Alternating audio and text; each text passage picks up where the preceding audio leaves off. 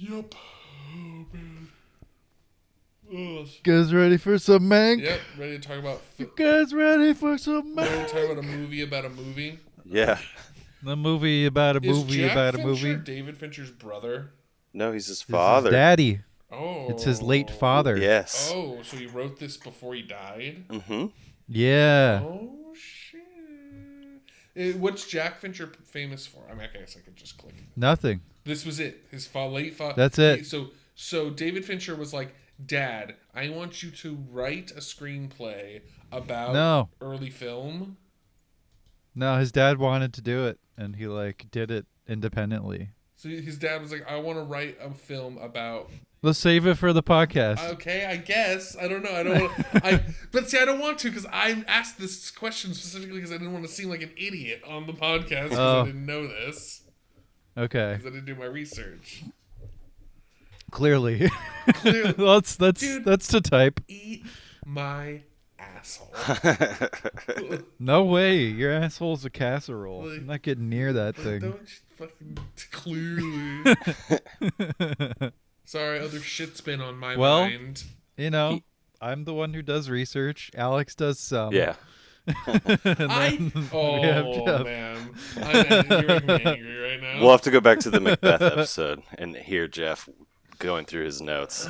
I love that. That's true. We have to go back to the true. Macbeth episode and hear Jeff start these elegant Shakespearean points and have Jesse go and then there's hot dogs and then hot fucking, cakes and then all of a sudden I have to go yeah, hot dogs, and then okay, back to the narrative of Shakespeare, and then I had to deal with that, but okay.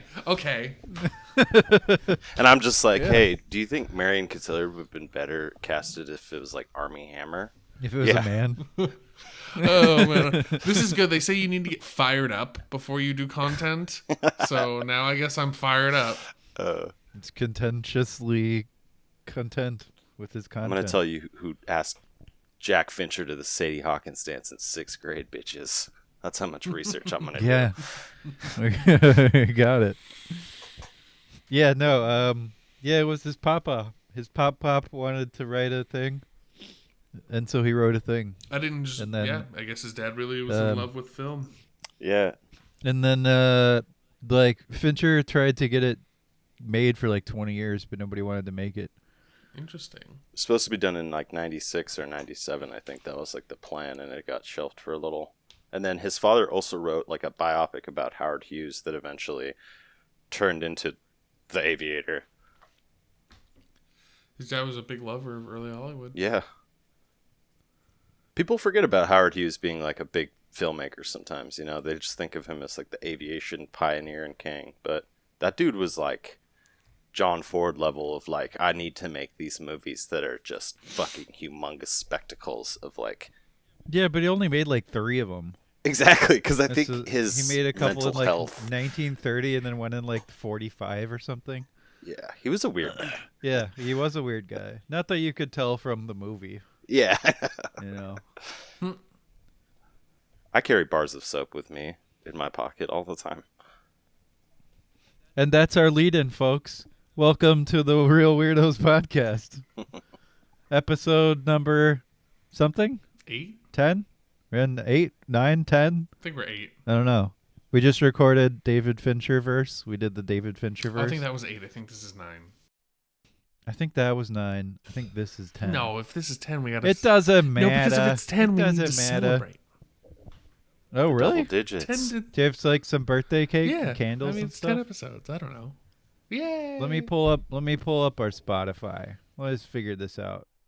I like that though. We've gone far enough to not know where we're at. 8. 12 Monkeys was 8.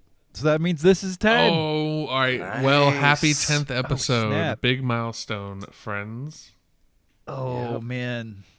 So, do you think we're going to get some gift bags? Is Ben Affleck going to send us a fruit basket or something? I mean, it won't be a fruit basket. It'll be a basket, but it'll be full of.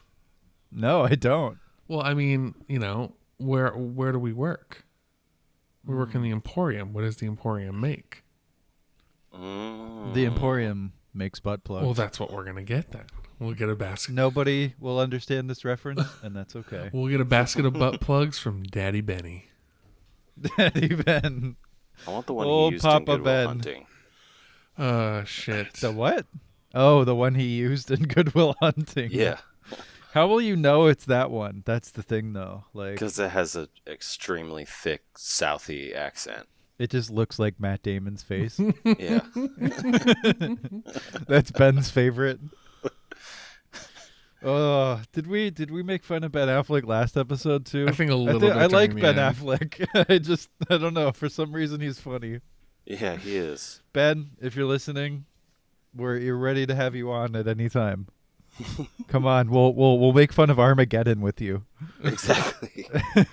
We'll talk about how Terrible Dunkin' Michael Donuts. Bay film you We'll were talk in. about how Dunkin' Donuts doesn't make like the proper size or structured drink holding containers. Yeah. And how it Yeah, can, we'll talk about all kinds and how it can of be stuff, difficult. It can be difficult to pick up a large order of Dunkin' Donuts at one time. I get it. man. Is this a reference to something? Yes, it's a reference to a photograph where he's like the paparazzi took, where he's like struggling to pick up a large order of Dunkin' Donuts from his doorstep, and it's like shit spilling, and he's like, "Meh," and he's got a To cigarette. be fair, like, fuck those people, and if someone followed me around with a camera all day, you get all kinds of embarrassing Exactly. shit. Like, that That's guy why can't I'm- get his keys into the door. I'm going to bat for him. I'm saying that, like, sometimes Okay. it's hard to pick up a lot of Dunkin' Donuts at one time, and they Going to don't bat for the they Batman. don't make the drink containers structurally integral enough to hold 4 drinks, even though that's what they're supposed to hold. I'm sorry, I'm going on a tangent here. I digress. I mean, I just love that we live in a world where Ben Affleck, like one of the biggest movie stars, is still getting sent out for like coffee. It was probably Michael Bay. It was like, you made fun of my fucking movie. Go get me 4 fucking vanilla lattes. No, I now." think it was a DoorDash order to his house. I think paparazzi were like camping outside of his front door. Yeah, if I were Ben Affleck, I shit. would not show up in person in Dunkin' Donuts. Yeah, I think it was Seems like a bad I think it was idea. like a DoorDash order that they like dropped off, and it was like, "Rrr," and he like couldn't get it through the door. But anyway, so that He's not working with Michael Bay now anyway. So that's the He's intro to our- directing his own thing. that's the intro to our 10th episode, a wild tangent about Ben Affleck. Yeah. Sounds that I mean, baby, that's a celebration if I've ever heard one. that's you on know. brand. It's on brand. I mean, it would have been better if we threw Roland Emmerich in there somewhere. Be like announce the glorious plan to open our own like amazing recording studio. We'll have like a pond and like a golden statue of Roland Emmerich over the pond with lesser directors like Scorsese and David Fincher kneeling in supplication before our Lord and Savior. Alex will release a list of his top 10 female actresses that he can't stand. Yeah. Yeah. It'll just be the Nothing ones that written on it'll it. be the ones that you like, listener. Yeah, exactly. Just fill it in. Which one? Yeah, I guess it would be like all the most popular ones, just so you could earn the most hatred. Kathy Bates. You're like Kate Maggie Blanchett, Smith. she's terrible. Everyone's like, ah! Meryl Streep, not even overrated. All that shit. Carol Channing. Oh man, I love how like lowbrow this conversation is. In What do you lieu. mean? We're talking about Ben Affleck with a Matt Damon butt plug. No, I love it. It's just so lowbrow in lieu of the conversation that we're about to have about a very, I don't know, intelligent film, I guess you would say. Hmm. What movie is that? I forgot. That is Barbie's Dream Castle and Show Ponies. Oh my God, is that a movie? We could do it. I mean, I don't know. I'm just We talk for an hour. maybe both of them. It's not are a very. the movie that I It's just not a came very up with good. it. It's not a very good title for a film. It's not. It's awkward. It's clunky. It's clunky. There was supposed to be a little. There was supposed to be an ending to the Show Ponies thing, but I kind of just petered out. I'm sorry. Yeah, probably just like Barbie's Dream World 5. The rise of Ken. Goes to show just how clever I am. I just give up on jokes halfway through. Well, I mean, we could do a Barbie episode. Go through the Barbie verse. Isn't there? Oh, dude, isn't there like a Barbie movie coming out starring Harley Quinn? Only you would know that. I'm just on IMDb a lot, and it tells me things. Oh boy. Yeah, Barbie. And I was like, film. I'm excited. I have an Greta erection. Gerwig is slotted to direct.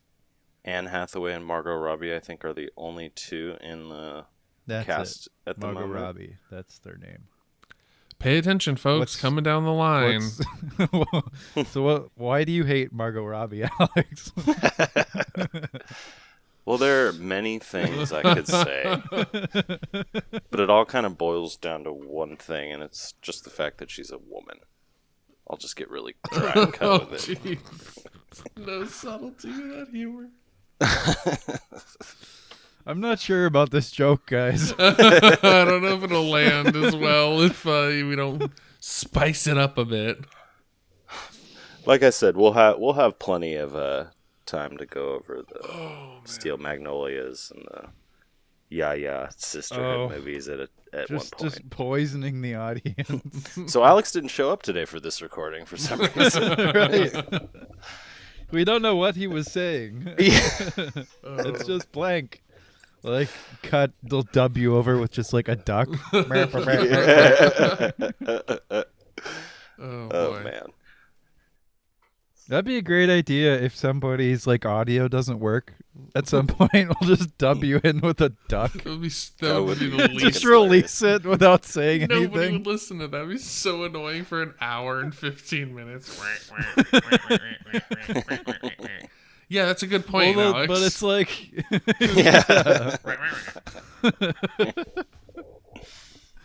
oh man, we're talking about Mank. Yeah, we're talking about Mank today. Mank. It's A movie that eluded me. Yeah, it eluded all of us somehow. Even though we like David Fincher, we like weirdo movies, which this is. Weirdo, not like a holy mountain kind of way, but more in like a very niche audience kind of way. Mm-hmm. Because it's like, if you're not familiar with a lot of things in that era, like around like 1940, both historically and in Hollywood, then a lot of what's cool about this movie might completely escape you. Yeah, it's definitely one of the movies we were talking about last time, how he does so well at like taking that highbrow literature or like the highbrow aspect of his films and like really can capture the whole wide general audience because of how entertaining his films are too. This movie might break away from that, I don't know, guideline a little. This movie's an interesting one, like in terms of the Fincherverse. I think it's definitely an outlier. Yes. It's not dark, especially. It's not like there's not a focus on the tension of the filmmaking. It's more about characters talking to each other. Yes. And talking and like the exploration of this central figure of Herman Mankiewicz as he writes Citizen Kane. And so yeah, I mean, let's just set it up. Herman Mank is an alcoholic Hollywood screenwriter who is contracted by Orson Welles to write the script for Citizen Kane, with the caveat that he will not take screenwriting credit, and that would instead go to Welles. Mm-hmm. The movie is interesting as well because it's like super self-aware of its origins. It's entirely in black and white, although it is widescreen. It's not like 4:3, which probably would have been too pretentious even for this movie. Although hilariously, it wasn't too pretentious for Zack Snyder's latest 4-hour Superman punching festival. You know that was in 4:3. No, I didn't. I did not even see that movie. I think he released a black and white version of it too, because I don't know. That's very Zack Snyder. yeah, Jesus it's like Christ. it's a level of pretense, a level of pretentiousness that is completely unwarranted by his level of skill. Oof. You heard it here, folks. Yeah, Yeah. that's right. Jesus. And I actually kind of liked the 4-hour Justice League movie. I hated Man of Steel and Batman v Superman, but the 4-hour one was okay. But like to be 4:3 in black and white, no, come on, dude. Superhero movie in black and You're white. not making art here. That's disgusting. It's disgusting. Mank is a very self-aware movie, definitely. It's also a movie that's just so in tune with what it's trying to say about this particular story.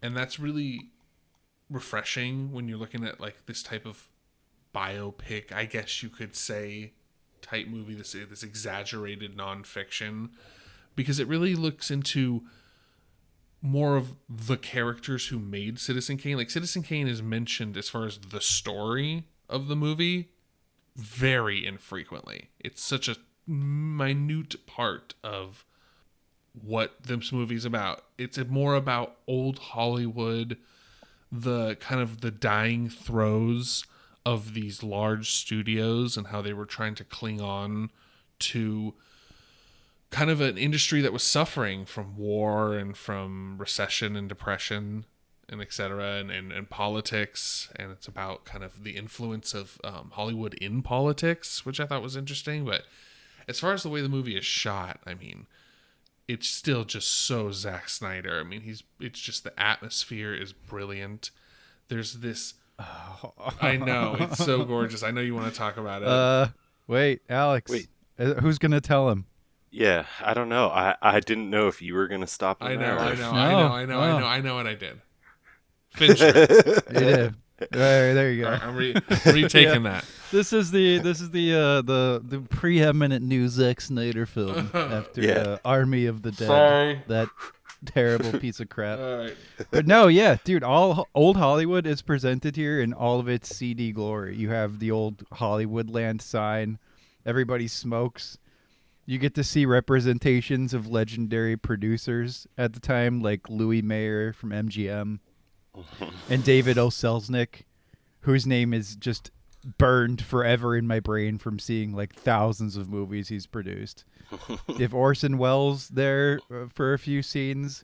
You have good old Charles Dance as William Randolph Hearst. Brilliant. God, every movie he does. And you have Bill Nye. You have Bill Nye the Science Guy as Upton Sinclair, which I thought was weird. That was one of the biggest shocks of the movie. I mean, this is not a really shocking movie, so that was such a jarring moment. I was like squinting at the screen, like, is that Bill Nye? Exactly, right? Because they shoot him from behind with like the light coming up front to his face while he's giving that speech at the rally. But I mean, it works. I mean, he did a decent job, and I mean, he's not in the movie for long enough to really matter too much, it doesn't really matter. But I mean, Charles Dance is Hearst is just spot on. The casting is brilliant. Everyone who's a representation of a once famous person that's now gone is so perfect. Like Arliss Howard looks like Louis B. Mayer, like really closely. Like they did such a great job on the costume design and the makeup and the hair. Like it was just, they really paid attention to what really was magical about old Hollywood. Everything from the sets, from the sounds.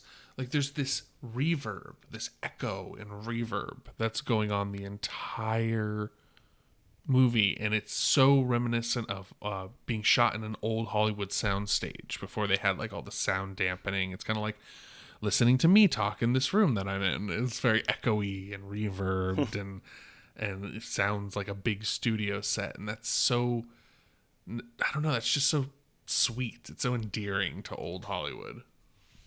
Well, Fincher wanted this movie to feel like it had just been rediscovered and restored from, early Hollywood era. That's why you have things like, and I wanted to ask you guys about this. Did you think having the cigarette burns was too much? I think that there was too many of them to where they didn't make sense for where cigarette burns would actually be in a film. No, they were there in the, like, when a scene was about to change. They were, to a different but then scene, they would like do them again, and it like before a scene was even over, and it was like, okay, well, why would there be a change right there? And, that does happen. It seems like they put them in good places, and then sometimes it's a little gratuitous. That's my opinion. It can be, but yeah. I just want to get through the plot here real quick. So Mank shuts himself away to write the script and drink whiskey, not necessarily in that order. And the film flits between this quote-unquote present time and a variety of flashbacks spanning some of Hollywood's golden age. And it's sort of this way that the film, not the character, shadows Citizen Kane, which is kind of similar in structure, because Citizen Kane also flits between past and present in a way that was pretty new to cinema at the time. Mank also has some nice visual nods to Citizen Kane, like the famous snow globe shot. But because it's fucking Mank, he drops a bottle of whiskey instead, which I thought was great. So basically, the flashbacks show Mank as a speak your mind, witty booze hound Hollywood writer who ends up befriending William Randolph Hearst. And my notes say his daughter, but it's not. I looked it up after we were talking yesterday, Jeff. It is his lady friend. That's what I thought. That's what Played by Amanda Seyfried. Yeah, she calls him Papa. She calls him Pops, and I'm just like, oh, it's her dad. I didn't know they were banging. So I missed out on that the first go through. Well, because I caught it because he says it later in the movie that Rosebud was Hearst's nickname for Marion's genitalia. And I was like, oh, yeah. Marion is his lover then. That makes more sense. Because why would you have a nickname for your daughter's genitalia unless they were trying to paint a very different image of William Randolph Hearst? Yeah, I don't know. I didn't know if that was like a joke or what. I do remember that. But yeah, and Amanda Seyfried is great. I think I was looking through her filmography, and I'd only ever seen her in like Les Miserables and this miserable, lazy, unfunny fucking comedy called A Million Ways to Die in the West by the guy who does Family Guy. I believe she was in Twin Peaks. Amanda Seyfried? In The Return. Oh. The most recent one, yeah. I haven't gotten to that yet, so I couldn't say. I She's really great, need to. Yeah, but she's great. Yeah, she's great. She's a great singer. Like she was good in Mamma Mia. She was good in Les Mis. Like she's definitely good at what she does. I've always found her to fall a little flat in like the rom-coms or like Mean Girls or other stuff she was in when she was young. I don't watch those movies. Exactly. So I don't know. But yeah, she does a great job in this movie. She really, really kills it. Yeah, so Mank eventually poisons that whole relationship. Yada yada, stuff happens. Eventually he decides he wants credit for the screenplay because it's just the best thing he's ever written. And that's kind of the ending of the movie. Orson Welles is furious. But the two do win the best screenplay Oscar and never speak again. And then Mank wrote a few more screenplays and died 10 years later from alcoholism. Oh, really? That's a surprise. Oh, I know, right? Yeah, it's crazy. His liver was probably like a souffle by the end of his life, dude. Oh, my Lord. In the film, one more note is that it was written by Fincher's father, Jack Fincher, who died in 2003. And this is his one and only credit in the film world. Yeah, it's kind of sad. So. It's a beautiful movie that's really well told and well written. And it's a nice tribute to a father for Fincher to do that and really realize it and put that work and that effort into it. Because it's a story it's a true story. It's a story that exists. And but it's just the details is what's never really been known. And this kind of embellishes and creates details and uses facts and stretches the truth. But in the end, this is a story that was interesting to people. And I don't know, it's just to do it that kind of service as a son is just kind of sweet. And it adds a nice little bow on the end of an already really, really great movie.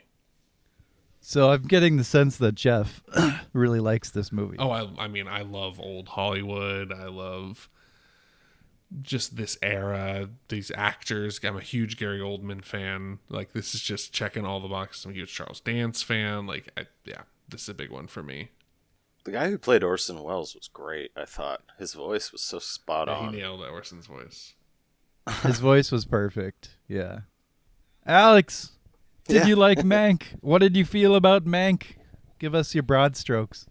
I did like it. I thought that for anyone else that wasn't like so into film and movies like we are, it could seem a little boring. But I love slow burns. I love movies that are extremely slow. and almost to the point now where I like look for movies that overindulge in that slowness, because people, it seems like general movie going audiences now, like they need that attention span catered every like 10 seconds in every movie, right? So I loved the way that this movie was like written. The way that it was shot, I thought was so cool, because there were some scenes where I was like, I feel like I've seen this in Sunset Boulevard, or like the way that the framing is going on. I'm like, I've seen these in old movies before. Yeah. So he definitely did a good job. And like, I don't know if David Fincher needed to do his homework before he did this movie, being a filmmaker, you know, but he did really well to capture like that essence. They did compress the sound to make it seem like it was in like an old Hollywood theater, or like this one thing I read was it said he wanted it to sound like a tape that had been found in like the UCLA archives, or like a reel, you know? Yeah, the sound mixing was totally analog to promote Yeah. the feeling of authenticity. He said he wanted to make it feel like a newly restored classic in every way, which is why he added the cigarette burns. Atticus Ross and Trent Reznor, who do the soundtrack, as we noted last time, they do a lot of his soundtracks. It's very much not a Nine Inch Nailsy soundtrack. Yeah. There's no drone, because they just wanted, Fincher wanted them to use nothing that was beyond the period of the movie. So they used all just like old instrumentation. Mm-hmm. And yeah, For some reason, I think of that movie, The Artist, that came out a few years ago. The silent one, you know? yeah, And that's a movie everyone was like losing their mind over and then forgot about as soon as it won the Oscar. Exactly. So I'll have to say, I think this movie does actually a much better job of like capturing, like, it's not like a novelty thing, like, oh, we're gonna make a movie in black and white. Like, The Artist was an okay movie, but it like seemed like so much of the laurels rested on it's silent, it's black and white. Look how cool this is. Whereas this movie was like, I'm gonna tell you a story that is relatively entertaining for popular times. Again, with a new, seem to be third Red Scare we're having right now in this country. Anything is communism, left or right. And I just thought that it did so much better than The Artist, and it like wasn't a gimmicky novel or anything like that. Well, this is a movie that's about a person. It's about a lot of things, right? It's about the writing of Citizen Kane, but that's down there. It's Yeah. about old Hollywood, and also just like William Randolph Hearst and politics at the time. And so those take up a good deal of the conversation, which this is a conversation movie. It's a movie that's fully on like the shoulders of the actors a lot of the time. There's no like slow burn David Fincher shots where like someone's creeping up or something. It's just talking. It's Gary Oldman Yeah. being drunk a lot. And like really the movie is about Mank. It's about a guy who has an incredible talent and wit and zero filter for what he says, who drinks a lot and has complete contempt for the world in which he lives, which is amazing. I like that a lot. More specifically, the industry that he's a part of. The industry, indeed, yeah. And him finally saying, like, you know, this is the best thing I've done, and I'm going to take a stand this one time and get credit for it. But really, it's just about Mank. It's about the portrait of this guy. And, oh my God, Gary Oldman is amazing. He is so Yes. Oh my God. good.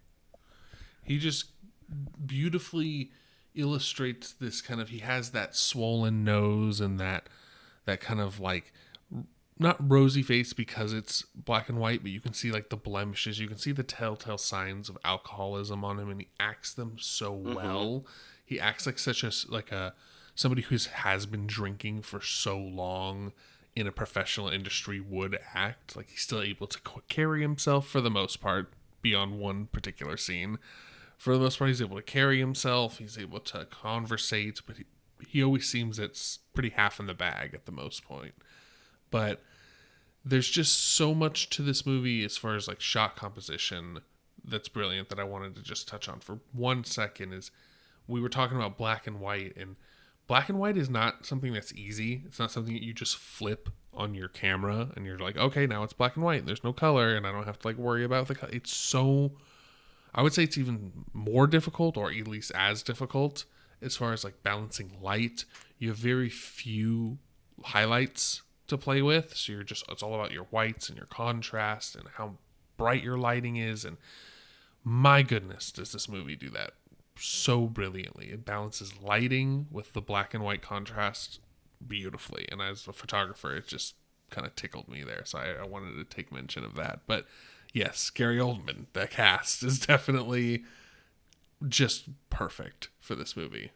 I loved the Victorville scenes for some reason. The scenes where he's like lying in bed and like he has the little nightcaps and the little case of drink. They're like, it's a dry house, and he grabs the thing and tries to lift himself out. Yeah. I was a little confused about that, if you guys want to embellish. So what it was supposed to be in the bottles before he replaced it with alcohol?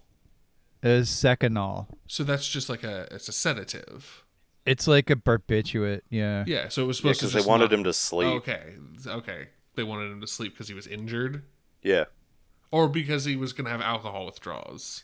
Probably I think it's both. because he was Mank, too. Right. They knew like the type of person he was, and they were like, we need you fresh, and like, we need you to wake up every day without the stupor of like 5 bottles of whiskey coursing through your veins. And then, so. and they replaced it all with booze. All right, that makes Yes. sense. Because I was like, what is going on here? Because they kept showing him drinking the bottles as if it was like this intense thing. I thought it was like some kind of rationed alcohol that he was getting. Anyway, yeah. See, I was a little ignorant to quite a few things in this movie. Yeah, Gary Oldman is so incredible in this, and it's like you can look at a lot of movies, right? And you can look at characters that are played in a lot of movies, and they feel like stock characters, even if they're done well, you know. But there's like nobody in the history of cinema has ever been Mank, you know, and so 110% Mank. It's just like, it's so brilliant, not just when he's drunk, but at all times. It's just it's Gary Oldman. I don't know. Gary Oldman in a good movie playing a good character. It's true. He's very much 100% Mank the whole time. It's almost as if he knew Mank personally. Like there's just these little touches to the character that are so personal, so unique to somebody, and really everybody. Like, I really love, her name is Tuppence Middleton, who played Sarah. Poor Sarah. Yes. She just like killed this role of this wife who has accepted who her husband is as a person In an awesome but way. yeah, in I a feel very like supportive way. And then the assistant to make played by Lily Collins, I believe, Rita Alexander, she is just so great at this kind of taking charge, like this character progression of like this, oh, I'm a little assistant, and then like takes charge by the end, where she's almost like a peer to Mank. Is just really, really well done. Tuppence Middleton sounds like an old British lady who would sick the dogs on you. Yeah, it's a very old British name. Such a name, Tuppence. Tuppence Middleton. Sorry, Tuppence, if you're listening. Yeah, If you're a big Reel Weirdos fan, I'm sorry to crush you there. Right. old British Empire, like. Yeah, it's an old Vibes. school name. Yeah, but this movie is just so brilliant as far as the atmosphere it tries to create. It's such a perfect homage, and everyone in it, you can tell, is invested and cares and is trying to tell the story as best as possible. I mean, we could talk about the dinner scene, which, in my opinion, is the climax of the movie. It is definitely. Yeah. Before that, though, it's interesting. I wanted to see this again. I felt like I needed to rewatch it. I didn't end up doing that because I just ended up doing things those days. Because I didn't love this movie. I think I respected it more than I loved it, but I felt like if I watched it again, that would change. Because as I noted on the 12 Monkeys episode, when I decided we were going to watch this. This felt like a movie that was made just for me, with like the fact that I've been watching so much old Hollywood stuff, the fact that it's David Fincher, the fact that it has to do with a writer and an alcoholic. Spoilers for my life. um, but yeah, and it's like, and I of course I enjoyed all the elements going on in it, especially like nerding out over seeing like David O. Selznick and stuff like that, and just seeing Gary Oldman act, seeing everyone act.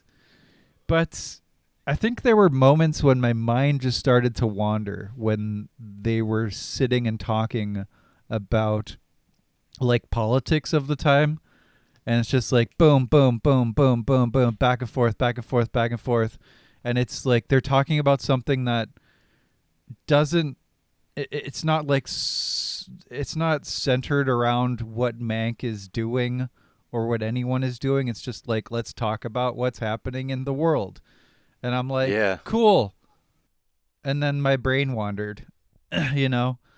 And that happened several times. And I would have been more interested in seeing more behind the scenes of actual Hollywood than Mank just talking to people about like what's going on at the time, like Upton Sinclair and stuff. Granted, I understand why that's all in the movie, of course, because it has to frame the whole situation like culturally and politically vis-a-vis William Randolph Hearst and Upton Sinclair and all that, because it's a movie that's about many things, but that's one of them. I don't know quite where I'm going here, except to say that the movie lost me at certain points. Not totally, but I would say that I really, really liked it, and I wanted to watch it again, but I didn't love it. And it might have been, I don't know. It's definitely not my favorite Fincher film, which is a conversation we could have as well. Mm-hmm. I had a question actually for you guys watching this. I was wondering, when we were talking last time about, it seems like you can split up any director into kind of like sections or periods, when people talk about Picasso, like he had his blue period and his like, that might be the only period I know, but it's like he had these moments where it was like, oh, you could tell Picasso was sad when he was doing this stuff. But I was going to ask you guys, like, do you see this as a breakaway from Gone Girl and the Girl with the Dragon Tattoo, Social Network kind of thing? Like, I would put Zodiac, I feel like, and up to Gone Girl as like a section almost of Fincher's career. And I was going to ask you guys, do you think this is now like a departure into a new kind of chapter for him? Or do you think it's just down the line part of his like wheelhouse? I would like to answer that if I may. No. Okay. Go ahead. So no, I don't think that this is a new direction. I think that this movie is many things, but it's not David Fincher doing what he does. It's not his style. It's not supposed to be. It's not anything that was meant to be, oh, this is my vision. This was, to me, now with the context of the screenplay and how long it took to get it made and kind of the challenges and his father writing it, I think this was just a gift to David Fincher, giving a gift to himself and his father and his family and, to us in a degree where who people who love old Hollywood would appreciate. But this is in no way like David Fincher going like, oh, I'm going to do an intense, gritty look. If David Fincher approached this subject matter in his lens, it would be much different. It would be much more intense. Mank would be much grislier, and it would be much more. There's no depth into human pathology here. This is simply about the time period, what's going on, and why Hollywood is so attractive at that time. The glitz, the glamour, the hello, darling, like the whole kind of intensity of that. And Amanda Seyfried plays that up really well. That kind of that almost generic female actress person. Yeah, I think I agree with Jeff mostly here. I think it's telling that this is something he's been trying to get done for 20 years. He was originally slated to have Kevin Spacey star in it and Jodie Foster, I believe.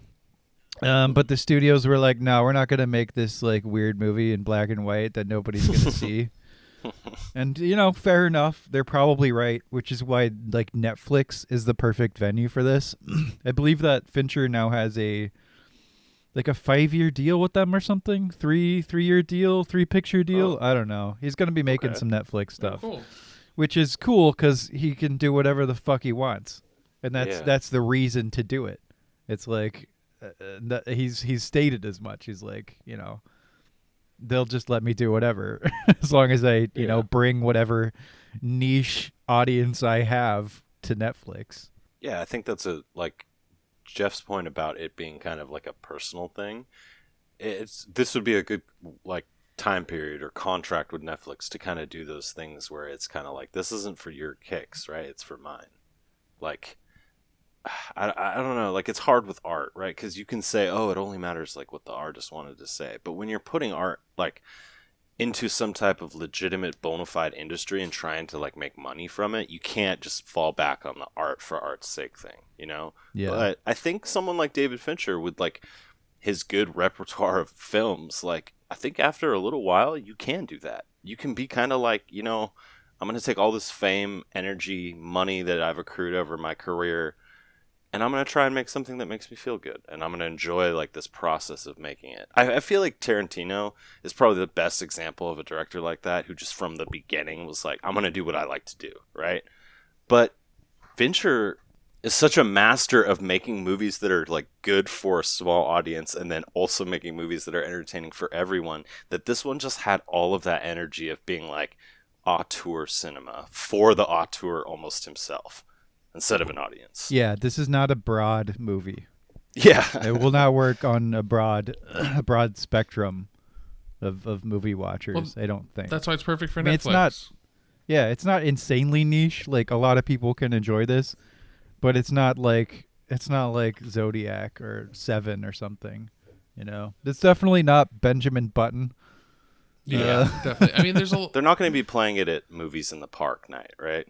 Well, yeah, it just requires a lot of knowledge of old Hollywood. It requires it's one of those movies it's the better it is dependent on your eye for old film.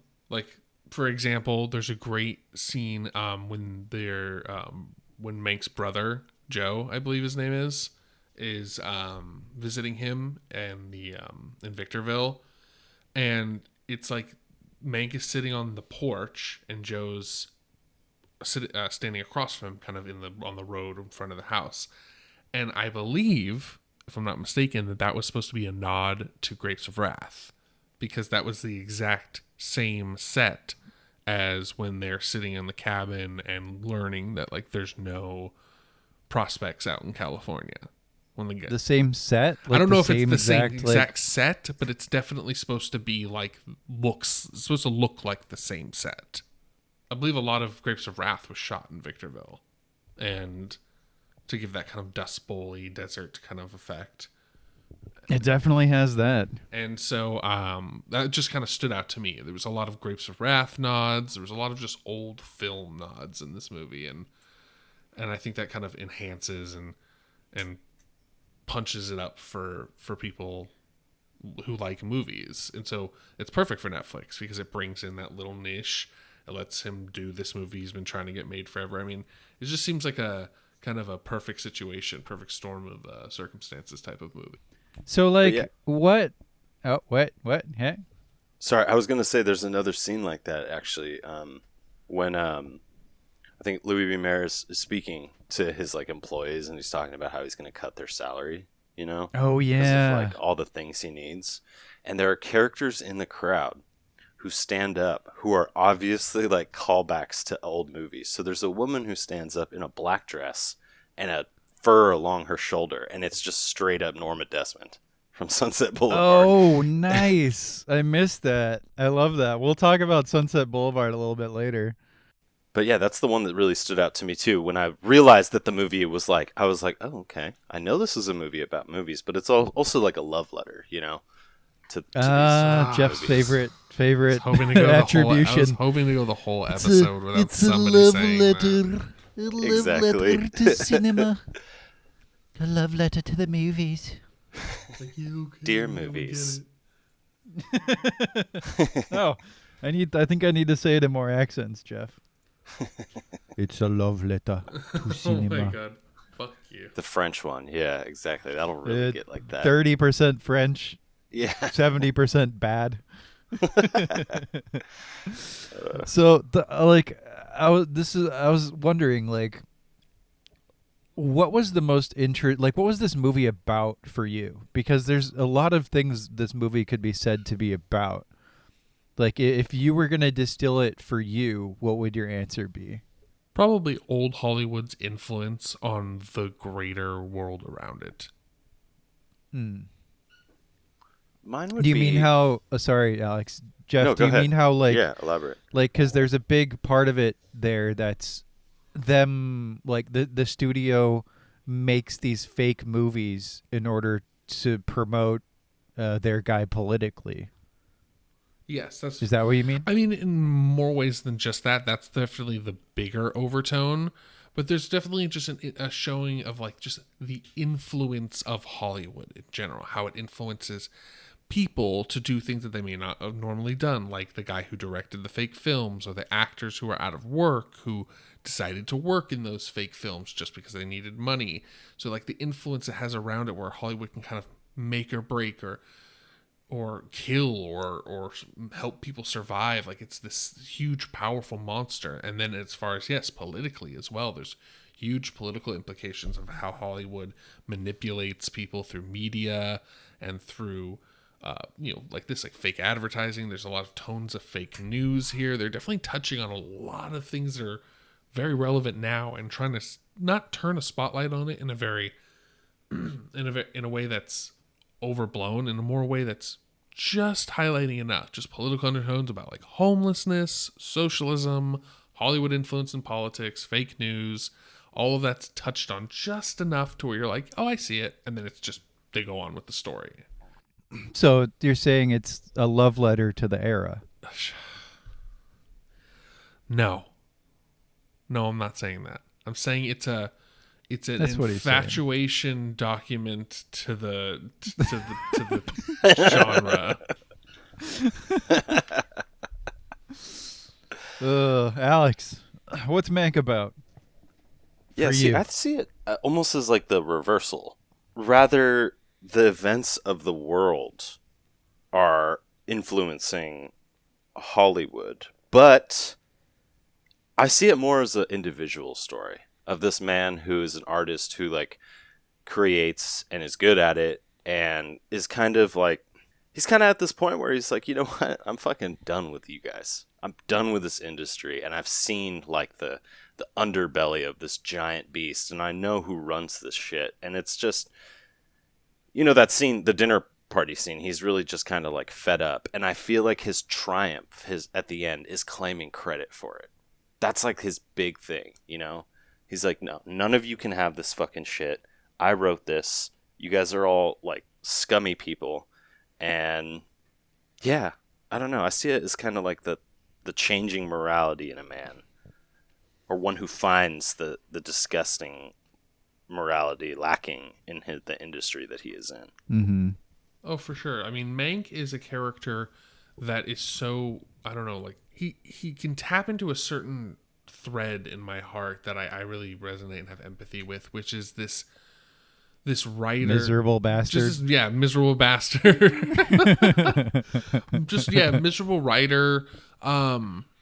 Just somebody who feels like they're washed up. He even says, like, I'm washed up, and, like, really wants just one thing that he can truly say he created and is proud of. And this just idea of, like, a writer who's really meant to write books is writing a movie, which I love those little scenes for writers, like when the I forget the guy's name. Oh my god, the caretaker, houseman, yeah, who keeps checking on him constantly. He's talking about how like the play is too long and it's too much exposition and there's too much detail and it's not a book, it's a movie. Just like get on with it. And I just love that kind of stuff because that's a huge problem I have when I'm writing. Is like, oh, I'm getting too detailed. I'm getting too into it. Like I'm focusing too much on not saying enough. And I don't know. Those little scenes were just so sweet and perfect for a movie like this that has a special appeal for certain people. Yeah. Yeah. I would say that this movie is about the parable of the organ grinder's monkey. And Mank just banging away, being the little organ grinder's monkey. And then for one brief shining moment to go back to you guys, walk into the feast and say, fuck all of you. Yep. Say, accept your Oscar, and say, I will accept this Oscar for best screenplay in the way that it was written without Orson Welles. Yeah, no, that's... That was such a dig. To be a slave in the machine, and to recognize it and poke fun at it with your existence, but still not be able to break out of it, really. I mean, it's just it's a really sweet, sad story of a really interesting dude. Yeah, it's like the monkey rebels, right? The monkey is finally just like, okay, like, we're gonna do this way now. And it's his last, like, I don't know, there's something to be said that it happens towards like the end of his life, because it's like, were you just happily an organ grinder's monkey throughout your career, and now you've like come to terms with that, maybe, or you've like come to realize it, and you're just like, I can't do this anymore. Yeah, I don't know. Mank, like the real Mank, was probably 20 years younger than he was portrayed by Gary Oldman in the film. Okay. As you can see by his wife, like the wife's age is probably more accurate than Mank's was. That makes sense then. Okay. Yeah, I was gonna say something else. Yeah, go I ahead, was Jeff. too, actually, but no, you go ahead, Jesse. I kind of. No, I forgot. Oh, me That's too. the thing. Oh, geez, nice. Damn it! It's old men. Old Too men, much aluminum old in our men food. Doing a podcast. Too much plastic. You should continue that song. So can I that do you an can accompaniment? wait till you can remember. Old men doing a podcast. That'll be our intro music. Yeah, exactly. Just that. Just that in the not background. like, not someone else who can like do the instrumentation or anything. Just us Just doing it me. with our mouth. Just if we do Acapella it, intro. we could do an acapella intro. That'd be sweet. It might be terrible, but It'll probably be podcast terrible. all over. It's a combination of sweet and terrible. Hopefully, getting better. Oh boy. Yeah, I mean, I mean, this movie is what it is. It's straightforward. It has no illusions. It has no deeper meanings besides just telling a story about a man who wrote something that is widely considered to be the best of its kind. It's the movie. There is no right? movie beyond Citizen Kane still to this day. Yeah. And that My brain just flashed so many comedy answers, but I declined. thanks for I still declining. interrupted you. Appreciate it. I just not to say anything funny, I guess. Great. I'm glad we used that time effectively. Thumbs up. Yeah, well, that was my thought. What was your thought? My thought is that this movie is just what it is. It serves its purpose beautifully. Yeah. It's crafted beautifully. It's made beautifully. There's no real deeper meanings or subtext beyond what it's just trying to say. And I don't know about that. The whole parable of the organ grinder's monkey can be like I don't know, stretched out to a lot that's going on there besides Mank. But it doesn't take any digging or diving or long exposition to figure that out. That I mean, right? The movie Charles Dance Dance literally says that at he tells you the analogy as he's walking Mank out of the party after he's like puking all over the place. Right. All the themes in this movie are very much on the surface, and that's not a bad thing. That's beautiful, because if you're going to make a movie about the intricate history of old Hollywood for film buffs. You got to make all the themes presentable, easily digestible, and just able to be watched as a normal Netflix movie, and that is what this movie does. And that's kind of why I like it, because it's simple. It doesn't require me sitting there like, okay, so what are they trying to say about It's this? not Tenet. Yeah, exactly. And that's why, or even 12 Monkeys, where 12 Monkeys had a little bit more of like subtext and things it was trying to say that took a little more digging. It's like, no, this movie is just boom. I had to do some pausing and some light research just to understand some things they were talking about. And you're right. It's not an obtuse movie. You're not going to be like, well, what does this mean? But it is a very busy movie. Like the motor mouths are flying miles a minute. Yeah, but that's how I talk anyway. So it's also I was really you've been used listening, to it. And also I love listening to yourself on the podcast, so you're like ready to listen to somebody talk a million miles an hour. Pretty much. And then like I don't know, I love the history of that time period. Like I love like the World War II, Depression kind of era. I really enjoy that. I like it's like early World War II, so they're kind of like writing Hitler off, which was an interesting little touch that they put into it. Oh yeah, that's right. It's just I like that tone. I really like the video game LA Noire, which takes place in kind of this same time period. I think a little later actually, and so that's a very checking the boxes. Jeff references a video game. Yep, checking a box. Yep, every episode that's gonna happen. So I mean, for me, it's just I really was able to like keep up. I was like, okay, I know who Upton Sinclair is. I knew who all these people are. I was just right on with the story the whole time, and I like the motor mouth because it tells you what you need to know and then moves the fuck on without like long drawn out exposition. Yeah, just everything about the movie is beautiful. So it's basically Tenet, just in black and white. Yeah, basically. Yeah, it's clean. All the edges perfectly beveled. I actually think that I tend to agree with Jesse on this one, that it's not my favorite Fincher movie. I almost like, I don't know, I was thinking of this movie a lot alongside Chinatown for some reason, because Chinatown's like a movie that takes place, in the midst of LA, all of this stuff going on, but it has nothing to do with movies. It has to do with everything going on in the city of LA around it. And something about the color in that movie in Chinatown is just so pretty that part of me sometimes wanted like the tan dustiness of Victorville and like the go-between between like the really green and lush brick mansion of Hearst and everything like that. But, I can't really complain about that because, I mean, the movie is made in black and white, so I can't knock it for its color scheme. But I do agree a lot, Jesse, with the trailing off of the mind. And I don't know why. I don't know to see if that's a detriment or not. I don't really know. I don't like when I do that myself when I'm watching movies. And it just seems sometimes this movie was like lulling me into these like moments where I was like, hold on, what just happened? I like literally wasn't listening to anyone. I was like so focused on Gary Oldman's like little idiosyncratic acting things that he was doing that like I wasn't paying attention to the script. Yeah, I think that might have been part of it too. Like, to tie into Jeff's point, it's not obtuse, but there is so much going on that I feel like, maybe I just wasn't able to focus on everything that I wanted to focus on, and that's why I felt like it would be much better.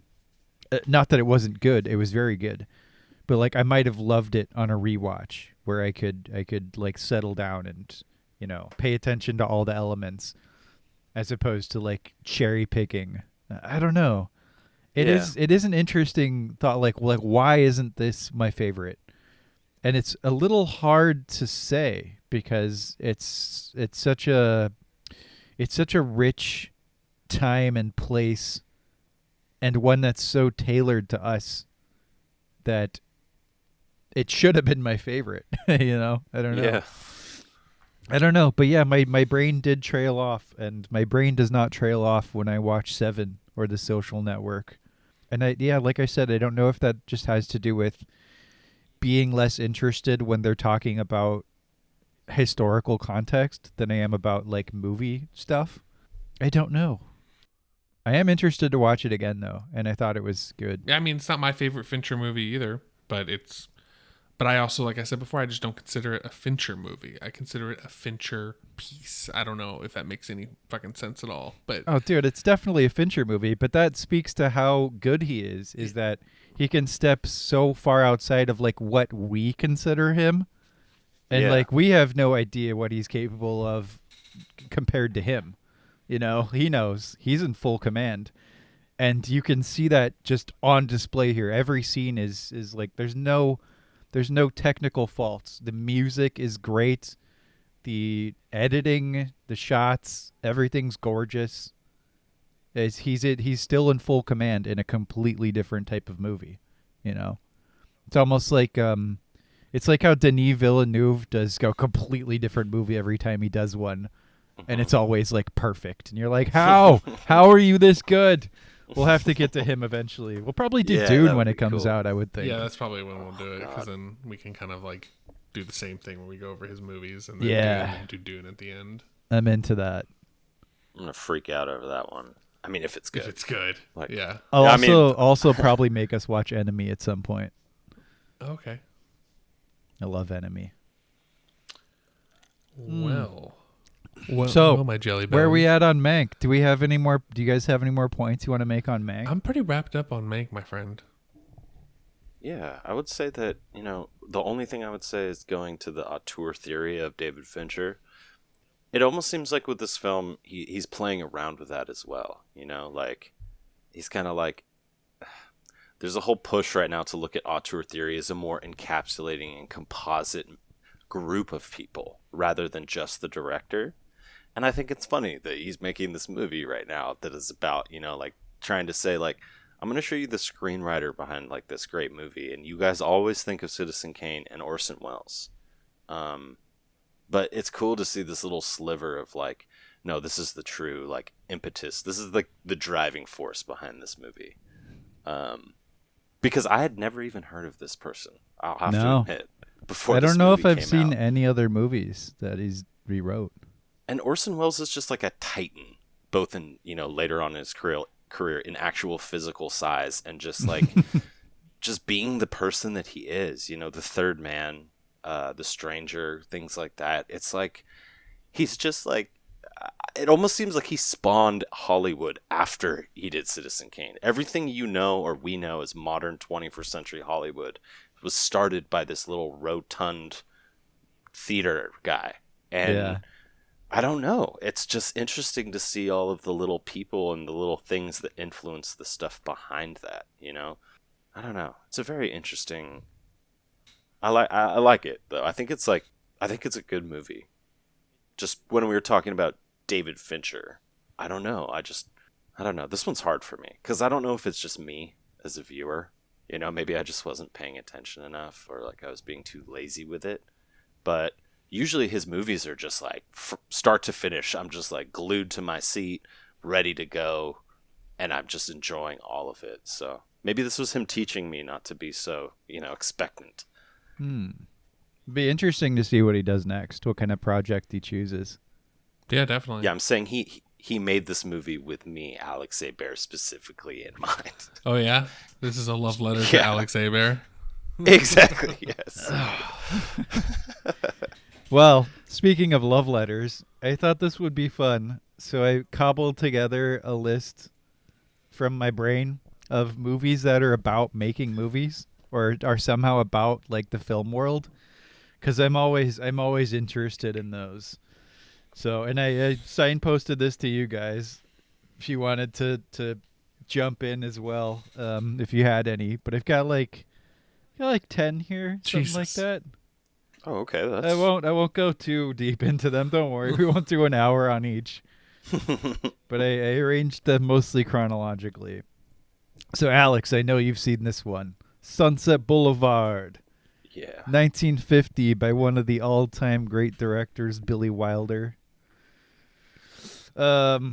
Tells the story of a screenwriter living with this washed-up Hollywood actress from the silent era that never made it to talkies. That's who you were talking about earlier. What's her name? Gloria Swanson?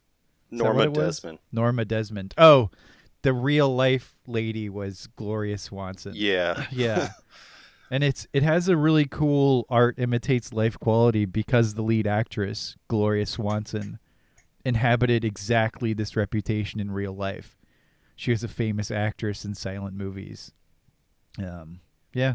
You also get like Cecil B. DeMille in there as himself, which is fun. Yeah. Although that cheap fuck apparently charged Billy Wilder like $20,000 to put him in there. It's like, dude, He's do you like- not have money? You're Cecil B. DeMille. Seriously. Like you made like the what was it called? The Greatest Show on Earth? Yeah. You made the Greatest Show on Earth like that year or whatever. I don't know. Anyway. Yeah, that movie is I was going to say that movie is like another like Mank. It kind of takes you into this like deep dive of like the darkness or seedy underbelly of Hollywood, but not necessarily Hollywood, but what like Hollywood can do to people. It will chew you up and spit you out into this mansion full of your old stuff that you just hang out in, and then one day some young strapping screenwriter is going to waltz in and you can, I don't know. I love that movie. William Holden will walk in and Yeah. we can try to seduce him in a really Exactly. weird way. Yeah. Oh, I can't wait until that's what my life becomes. Yeah. They should do a movie like that, but have like Montgomery Clift, Like I want to see a God. movie about Montgomery Clift's decline. Monty. Man. Well, Monty. I feel bad for him. He was definitely like a force of nature. He like, was, actor. but like the car accident and like him struggling with being gay in like Yeah. the 40s and 50s. And like, yeah, they called it just the slowest suicide in Hollywood history.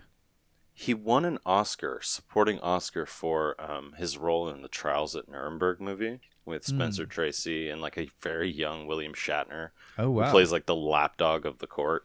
Nice. It's hilarious. They like send him out for coffee and water and stuff while they're trying all these Nazis. But Monty Clift is only in it as a witness that gives like his deposition during the courtroom hearing. He's never in it again. And he wins. It's like 15 minutes on screen, or not Wow. even 15 minutes, like 5. And he won the Oscar for it, I believe. So yeah, great actor. Yeah, I mean, Do you have another movie? Speaking of somebody who like, sorry, what was that? I was asking if you had the other movie for movies about movies. But Oh, I we have can many continue other on this movies. tangent. Yeah. On that topic, like somebody who was spiraling out of control. 1954, A Star is Born. We were talking about this earlier with I keep forgetting her name. Alex, your cue. Judy Garland. Judy Garland. And it's like Judy Garland hadn't starred in a movie in like 10 years. And she like talk about a force of nature. This is a tremendous performance. She's amazing. James Mason is amazing. It's about basically one person, Judy Garland, rising to stardom while her husband like is falling, and just traces that. And it's a musical and a drama and a blah blah blah. It's 3 hours long. It's a big old Hollywood parable, epic, fable. Words. It has adjectives attached to it, and it's really good. It could almost be like a prequel if you put it a little early in time to Sunset Boulevard. Some small time girl goes out into Hollywood, and then you see Sunset Boulevard, and you're like, oh, this is how you ended up. Great. Oh, totally. Or you see how it ends up in the James Mason character as well. Like he's just a drunk, and he's a happy drunk at first, and it becomes less and less happy. Yeah. Let's see. I got Singing on the Rain on here. We don't need to talk about it. It's a total classic. Stands up. One that I don't know if you guys have seen. The Bad and the Beautiful from 52 Nope. with the great Kirk Douglas. I have not seen that, no. He's a film director and kind of an asshole. And it tells like 3 different stories like from different people's perspectives about working with him. Mhm. And it's very, very good. Moving on. I've got Chaplin here from 1992, starring a Downey young Jr. Robert Downey Jr. Yeah, it's a Yeah. biopic about Charlie Chaplin, but it's not very good in my opinion. Did you see it, Alex? Yeah, I saw this movie a long time ago, and I always forgot that it was like that he was in it. Robert Downey Jr. was in it, but it definitely suffers from that like, kind of like early '90s biopic feel. I guess it's like a carnival ride almost. Yeah, it feels slow and kind of stodgy, and it doesn't go as deep into his psychology as it could have. It's fine. It's totally watchable, but it's Yeah. nothing special. And this next one I put on is kind of a meme. I put I put Boogie Nights on here because it's Oh, from Paul fuck yeah. Thomas Anderson, who's one of our favorite filmmakers. We'll be talking about The Master next week, and probably just do a thing like we did with Fincher. Yeah. Like I said, I don't know if this one counts really, since porno isn't cinema.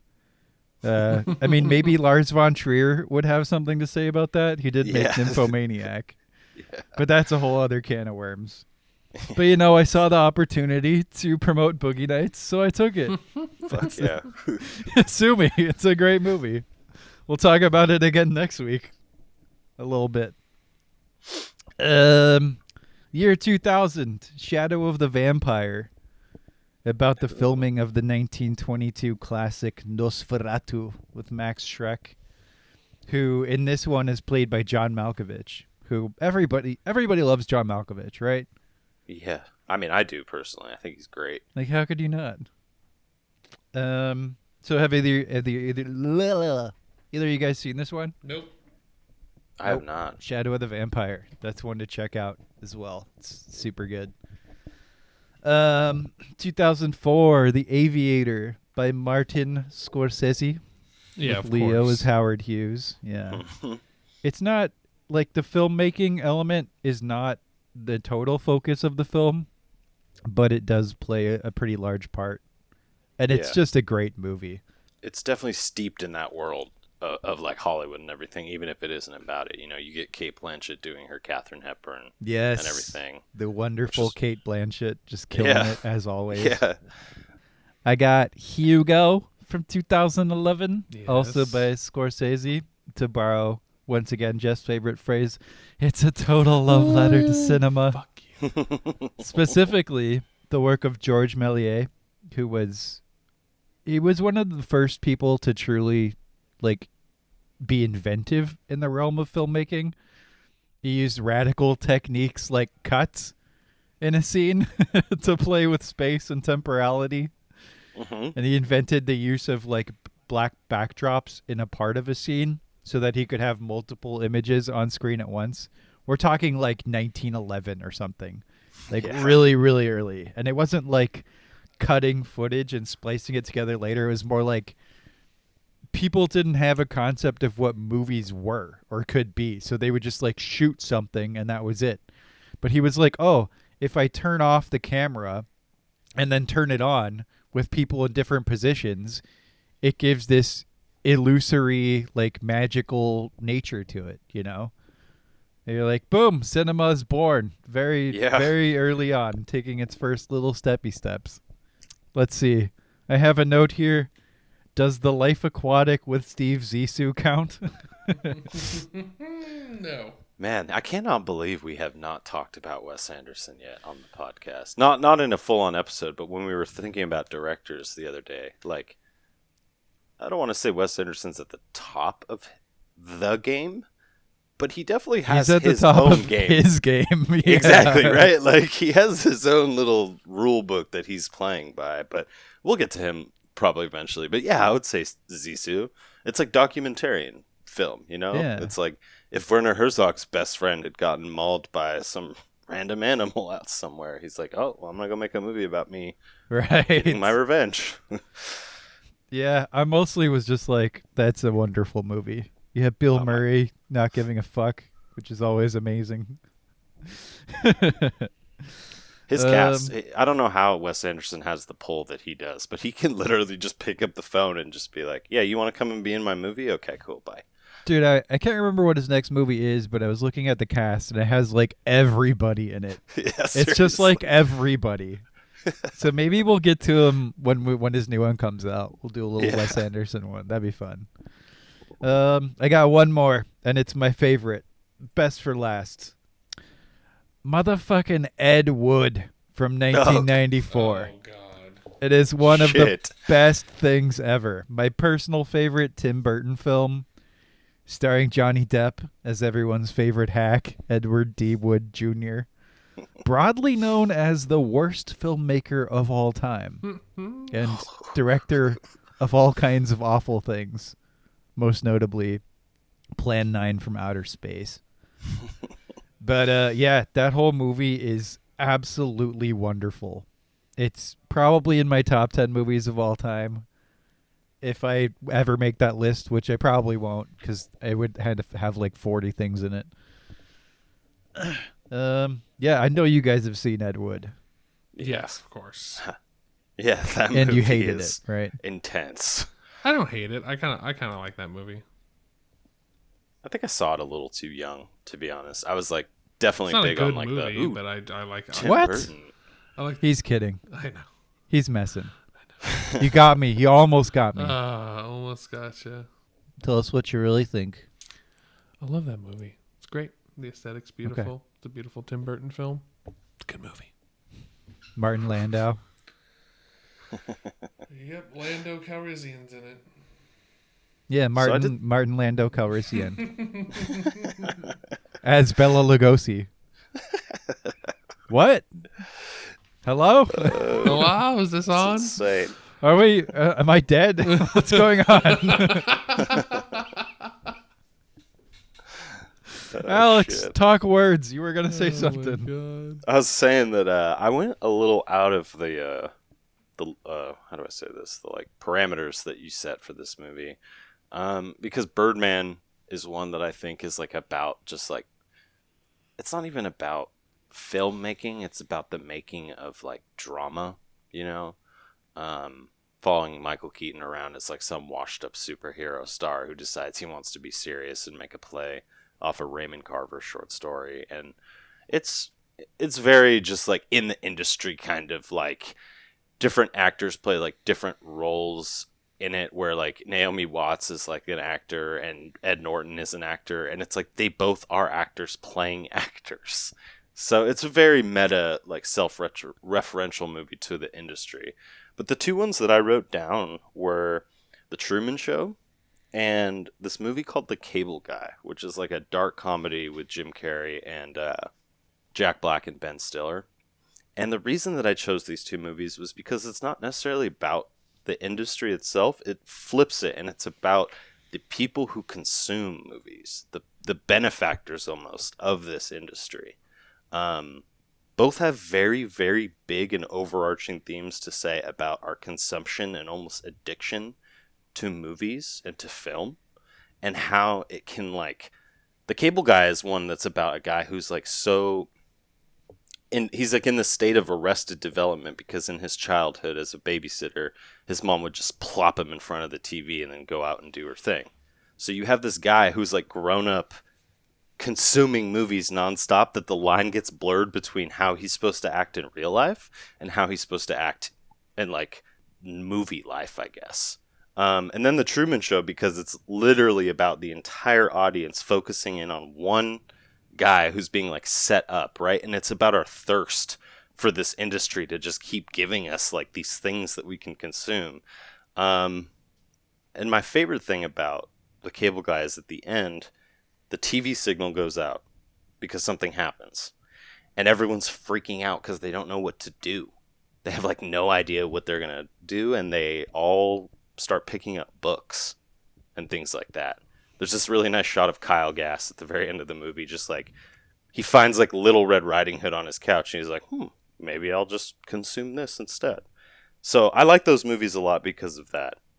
It brings the audience into this argument of films about film, right? Yeah. It's funny. I don't remember The Cable Guy. I saw it probably when I was like 10 years old because it had Jim Carrey in it, and it was not what I expected. Yeah. I don't think. I was like, this is not The Mask talking about tacos and farting. Yeah, this is something exactly.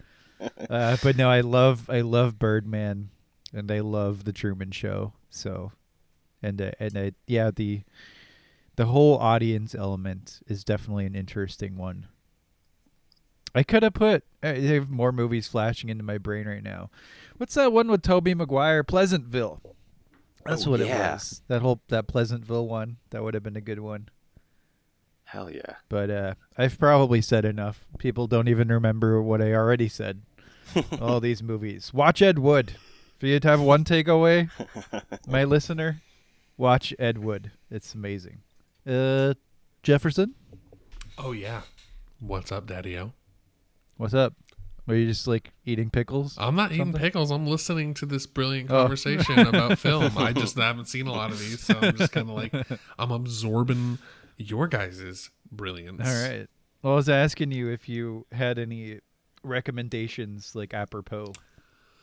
Oh, not for this. No, unfortunately, Okay. no. I do not. I didn't do the homework.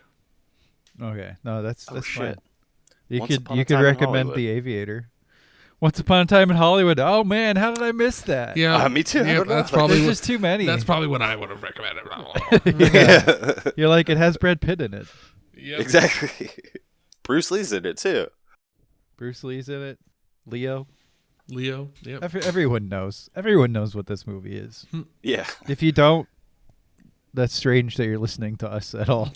Yeah. Yeah. Well, Jeff, do you want to give us a general recommendation then?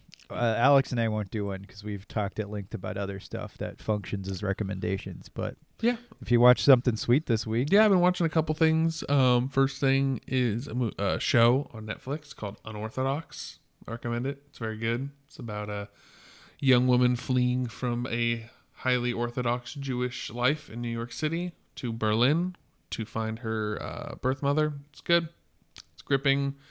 It's got a lot of cool kind of cultural aspects to it. I don't know. It's just a good, well-made show.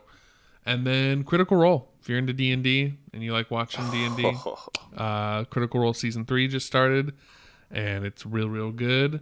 so like on YouTube or yeah, what? it's on What is YouTube. that? Critical Role is Okay. Matt Mercer's D&D campaign that he records on YouTube with a bunch of voice actors. If you haven't heard of it, highly suggest watching it. But started Season 2. Season 1's a bit rough because of production. D&D, for those of you who aren't horrible nerds like us, it means Dungeons and Dragons. Oh, okay. Yeah, I didn't realize I had to preface that. No, you didn't. We could have left it. I chose not to. Yeah, so that's pretty much what I've been digesting right now. All right. Well, we've spoken about Mank. We've spoken on other things. We've spoken on the glory that is old Hollywood and the glory that is Gary Oldman. And yeah, that was a fun one. I had fun. Yeah. Yeah, that was a good one. I really enjoyed that, and I really appreciate you recommending it. Otherwise, it would have flown under my radar. Yeah. Well, it's done now. And next week, we're going to be doing the 2012 movie The Master by Paul Thomas Anderson. We'll probably start out doing the same thing we did this time, do a little Anderson discussion. Because he's going to be even easier, because he's got like 7 movies. Yeah. He makes a movie like every 5 years. Sometimes like, yeah. But anyway, that's Alex's attempt to redeem himself after After Funny Funny Games. Games. And then Just going after all the bangers. we can even give a little preface because we have a next one after that. Oh, After that is going to be the 2009 movie Moon. Moon. with Sam Rockwell. Oh. Kevin Spacey, just his voice, not his face. And We got the M's down. it's a good one. It's going to be a good old I'm excited. time. I like Sam Rockwell. I like that movie a lot. I have Alex not hasn't seen this seen one. it. Yeah, that'd be That good. should be good. I'm excited to see this movie. Actually, it's one that I've like even more than Mank. I guess it's one that I've always had my radar on, and I've always wanted to see it. I've always seen the cover, and I don't know what the fuck it is. You mean 12 Monkeys, right? More than Yeah. 12 Monkeys. Yeah, that is what I meant. Well then, good chat. Well then. Well we then, have done it. boys, we've done it again. We don't know how to end a Written podcast. our love letter. Yeah, to we do. cinema. We keep talking, and then eventually we say, cut. All right. that it? Yeah, let's just end it there. That would be amazing. Yeah. Let's just do that. All right. That should be the end. Perfect. Yeah.